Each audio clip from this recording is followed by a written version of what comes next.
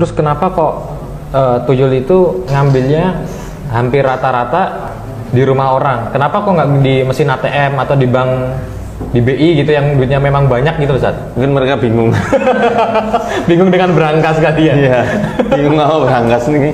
Ya mereka tuh nggak beda sama manusia kok. Oh gitu ya? Jin itu nggak beda sama manusia. Kalau misal uang kita ditutup, ya di lemari, atau bahkan cuma ditutup gitu. Tisu aja, dan di situ kita bacakan Bismillah, mereka nggak mau untuk buka. Allah. Asalkan kita baca Bismillah bukan untuk coba-coba, bukan sekedar formalitas Bismillah. Tapi kita yakin dengan nama Allah kita meletakkan tutupan itu supaya tidak bisa diganggu setan. Setan tidak akan bisa membukanya. Kalaupun ditutup rapat, tuyul-tuyul juga kadang bingung. Ini gimana cara bukanya?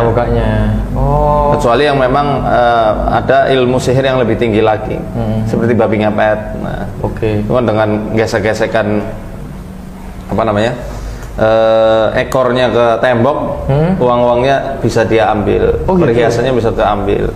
Ada setan gundul. Setan gundul ini levelnya setingkat di atas tuyul. Dia bisa ngambil uang berkepok-kepok gitu ya. Kalau tuyul kan paling selembar. Dan itu yang diambil yang merah atau yang biru gitu ya? Iya. Dan semuanya, nggak tahu deh kenapa. Mungkin dia. Berarti dia juga nggak buta warna. Bisa jadi, mungkin masih memikirkan adab. Aduh kasihan nanti nih kalau korbannya dicuri semua, makan apa besok gitu. Jadi masih punya ini ya.